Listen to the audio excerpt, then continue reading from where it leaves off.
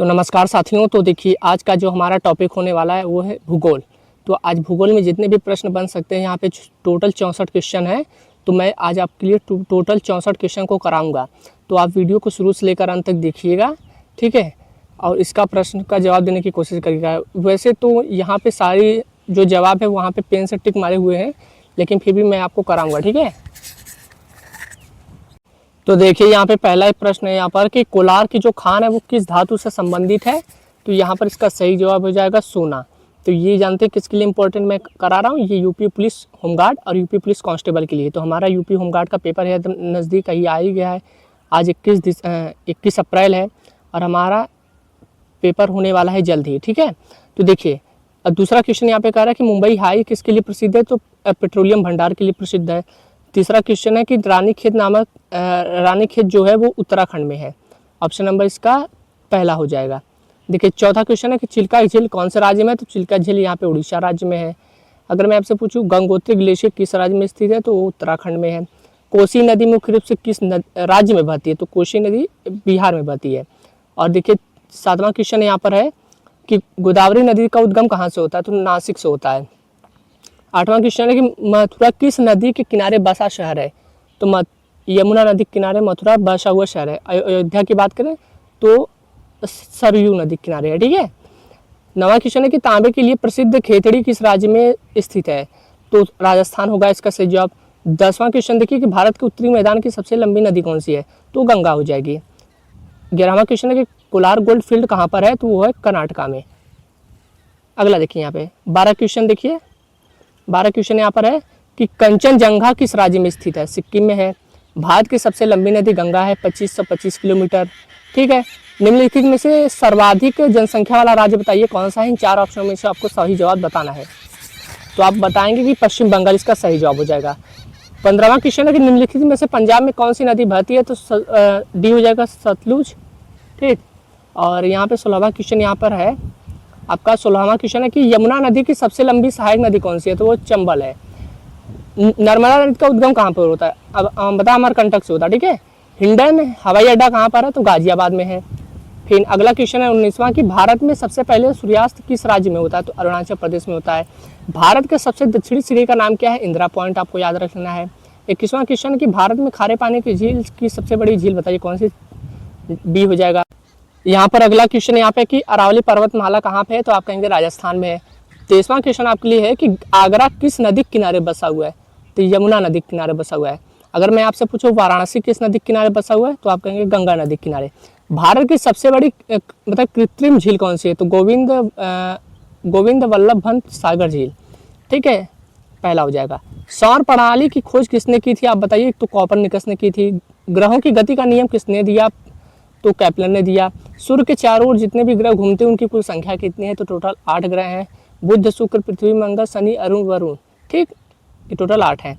अब प्लूटो को 9वें बौने ग्रह की श्रेणी में रखा गया। सन 2006 में उसको ग्रह की श्रेणी से हटा दिया गया था, ठीक है।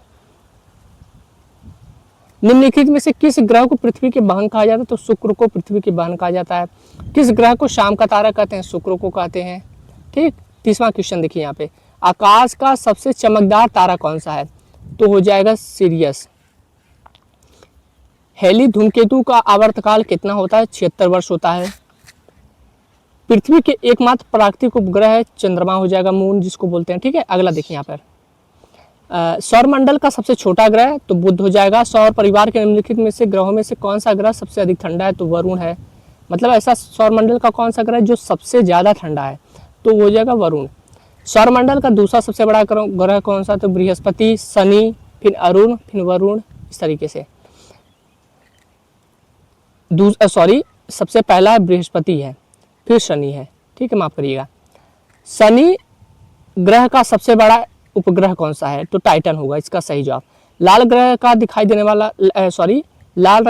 वाला ग्रह कौन सा। तो मंगल हो जाएगा। कुल अक्षांशों की संख्या बताइए टोटल कितनी है। तो 181 आपको याद रख लेना है। अगला क्वेश्चन है कि एक देशांतर से दूसरे देशांतर के बीच कितना समय अंतराल होता है। तो 4 मिनट, ठीक है, 4 मिनट हो जाएगा। अंतरराष्ट्रीय तिथि रेखा कहलाता है 180 डिग्री देशांतर। निम्नलिखित में से कौन सी नदी अरब सागर में गिरती है। तो option number C Narmada.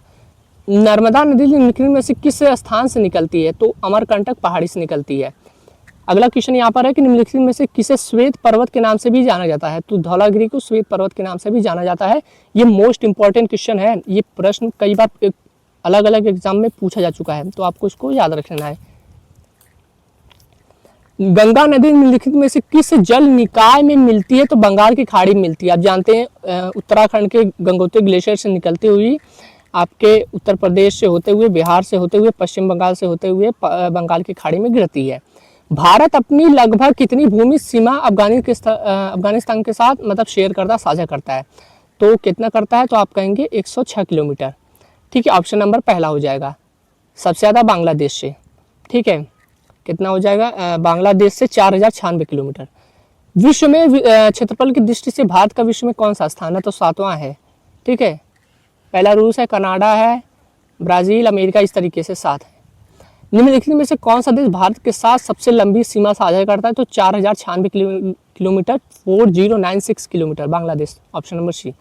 Bharat अपनी भूमि सीमा कितने देशों के साथ साझा करता है? तो 7 देशों के साथ। कौन कौन आपके ऊपर हो जाएंगे? जैसे नेपाल हो गया, चीन हो गया, इधर आपका पाकिस्तान हो गया, इधर अफगानिस्तान हो गया आपका, इधर आप आ जाएंगे ईस्ट साइड तो बांग्लादेश हो गया, म्यांमार हो गया, भूटान हो गया। ठीक है, हो गया ना 7, और चीन तो हो ही गया। अगला यहाँ पे देखिए, भारत के निम्नलिखित में से किस देश के साथ खुली सीमा है? तो नेपाल के साथ। यहाँ पर आप बिना वीज़ा के जा सकते हैं। ठीक है, भारत में मेघालय राज्य के निम्नलिखित में से किस शहर में सबसे अधिक वर्षा होती है? तो मासिनराम में सबसे अधिक वर्षा होती है। निम्नलिखित में से कौन सी भारतीय रेलवे ट्रैक की एक श्रेणी नहीं है? तो फुट गेज हो जाएगा। निम्नलिखित में से कौन सी नदी सिंधु नदी की सबसे बड़ी सहायक नदी है? तो चिनाब नदी।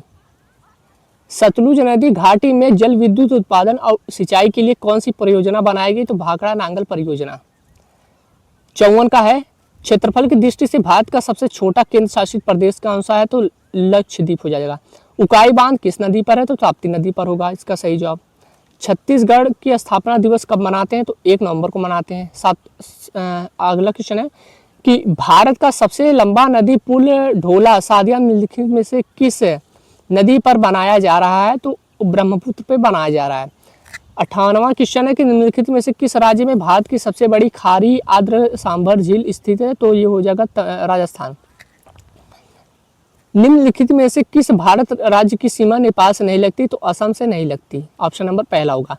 थार के रेगिस्तान की सबसे लंबी नदी निम्नलिखित में से कौन सी? तो लूनी नदी होगा इसका सही जवाब।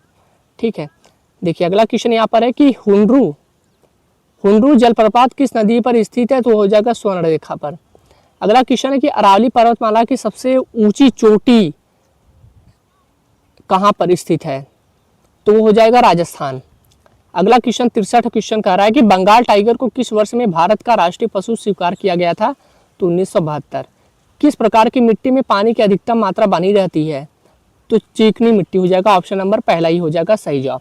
तो देखिए ये हमारे टोटल आज के 64 क्वेश्चन रहे। आप एग्जाम में जाने से पहले आप इनको देख लीजिएगा, और मैं प्लेलिस्ट बना दिया हूँ, तो आपको ज़्यादा से ज़्यादा 1 से 1.5 घंटे लगेंगे सभी को देखने में। तो आप 1.5 से 2 घंटे में आप पूरे प्लेलिस्ट को एक बार देख लीजिएगा अच्छे से, आपको अच्छा खासा रिवीजन हो जाएगा, क्योंकि वहाँ पे आप सभी चीज़ें याद नहीं रख सकते। आप एग्ज़ाम में सभी चीज़ें याद नहीं रख पाओगे, आप ऑप्शन से रिमूव करते जाओगे। ठीक है, आपका ज़्यादा चांसेस रहेंगे प्रश्नों को सही करने के। तो ठीक है, तो चलिए मिलते हैं हमसे फिर से अगले वीडियो में, तब तक के लिए धन्यवाद।